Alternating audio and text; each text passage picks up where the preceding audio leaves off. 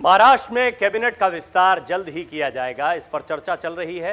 राज्य के मुख्यमंत्री एकनाथ शिंदे ने मंगलवार को पुणे में ये बात कही। इस दौरान उन्होंने फसल ऋण, बांधों में पानी की किल्लत, कोरोना की स्थिति और बूस्टर डोज की समीक्षा की। इसके बाद मीडिया से बात करते हुए उन्होंने सभी सवालों के जवाब दिए।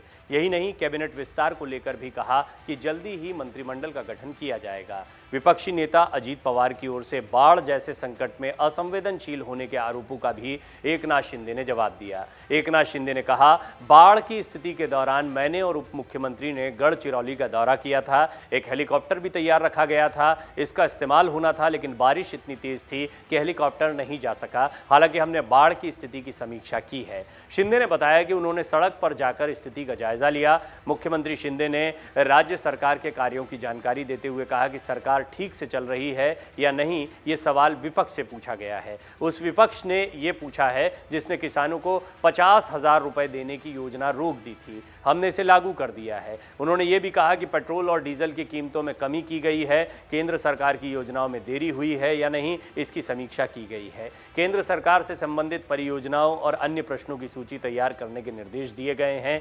केंद्र सरकार की योजनाओं से राज्य को लाभ मिलना चाहिए, इसलिए इन योजनाओं की समीक्षा की गई है। पुणे संभाग के 5 जिलों में रुके हुए कामों में तेजी लाने का काम किया जाएगा। विकास कार्यों की थर्ड पार्टी ऑडिटिंग पर जोर दिया जाएगा, इसको लेकर निर्देश दिए गए हैं। मुख्यमंत्री एकनाथ शिंदे ने यह बताया कि छत्रपति संभाजी महाराज के समाधि स्थल का विकास करने की योजना को स्थगित नहीं किया गया है। आपको बता दें कि एकनाथ शिंदे को पुणे में अपने ही नाम पर एक पार्क का उद्घाटन भी करना था, लेकिन इस पर विवाद हो गया। नागरिकों के ऐतराज के चलते एकनाथ शिंदे ने उस कार्यक्रम को ही रद्द कर दिया। अपने ही नाम पर पार्क उद्घाटन करने के प्लान की आलोचना की जा रही थी। आपको बता दें, शिवसेना के पूर्व पार्षद नाना भंगीरे ने पार्क का नाम एकनाथ शिंदे के नाम पर रखने का प्रस्ताव दिया था और उसके उद्घाटन कार्यक्रम को भी तय किया गया था, लेकिन विरोध के बाद पीछे हटना पड़ा।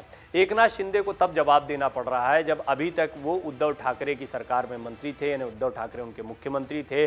2.5 साल का कामकाज उनकी सरकार का था और 2.5 साल की सरकार का कामकाज फिर से वही देख रहे हैं। यानी एकनाथ शिंदे तो टेक्निकली दोनों ही सरकारों का हिस्सा रहे हैं। इसके बावजूद दिलचस्प पहलू ये है कि वो पिछली सरकार के कामों पर बात करते दिखाई देते हैं, आलोचना करते दिखाई देते हैं, और उनकी आलोचना वो लोग कर रहे हैं जो अभी तक कुछ दिनों पहले तक ही सत्ता में थे और उनसे सवाल पूछ रहे हैं। दोनों ही चीज़ें बहुत दिलचस्प देखने को मिलती है, लेकिन एकनाथ शिंदे को अब मुख्यमंत्री होने के बाद कई सारे विरोधों का सामना भी करना पड़ेगा। एकनाथ शिंदे को मुख्यमंत्री के तौर पर काम करना है, एकनाथ शिंदे को शिवसेना पर कब्जा करने के लिए या उसे अपने हाथ में रखने के लिए प्रयास करने हैं। उनके सामने दोहरी चुनौती है। बीजेपी उनके साथ ज़रूर है, लेकिन एकनाथ शिंदे के साथ में देवेंद्र फडणवीस उप मुख्यमंत्री की भूमिका में दिखाई देते हैं और ये भारी मन से लिया हुआ फैसला है, जैसा कि बीजेपी के प्रदेश अध्यक्ष चंद्रकांत पाटिल ने भी कहा है। और इस तरह के सुर लगातार उठते रहे, क्योंकि देवेंद्र फडणवीस का खुद भी बहुत ज़्यादा मन उप मुख्यमंत्री पद संभालने का नहीं दिखाई पड़ रहा था।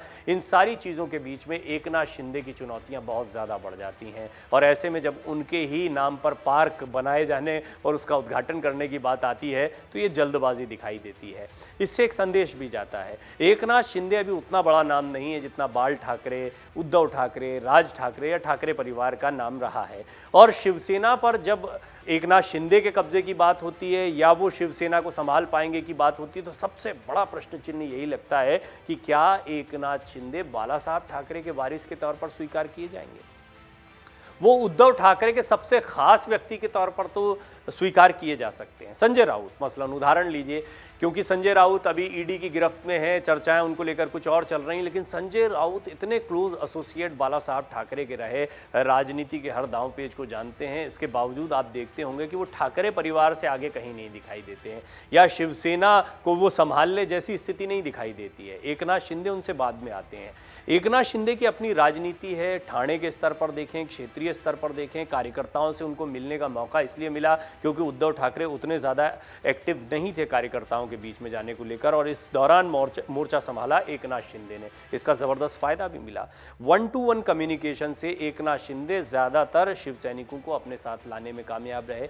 हिंदुत्व का एजेंडा एक बहुत बड़ा एजेंडा है। उद्धव ठाकरे ने कई बातों को नज़रअंदाज कर दिया, वो नज़रअंदाज की हुई बातों को भाप लिया एकनाथ शिंदे ने, और क्योंकि बीजेपी ताक में थी इसलिए एकनाथ शिंदे को और ताकत मिल गई और एकनाथ शिंदे और बीजेपी ने मिलकर सरकार बना ली है। लेकिन आने वाले दिनों में एकनाथ शिंदे की चुनौतियां कम होने वाली नहीं हैं। अब उनकी जवाबदेही बढ़ेगी। अपनी सरकार का काम तो उनको देखना ही है, पिछली सरकार के भी कई जवाब देने हैं, और दूसरा सबसे महत्वपूर्ण बात, अभी बीजेपी से भी मोर्चा लेना है।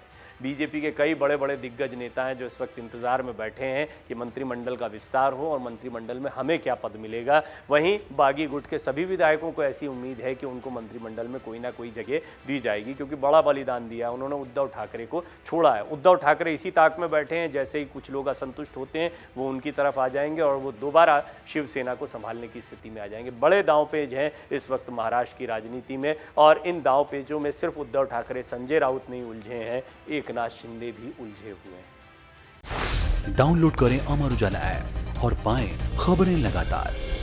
अगर आप ये वीडियो YouTube पर देख रहे हैं तो हमारे चैनल को सब्सक्राइब करें और बेल आइकन को दबाना ना भूलें। अगर आप Facebook पर ये वीडियो देख रहे हैं तो हमारे पेज को लाइक करें।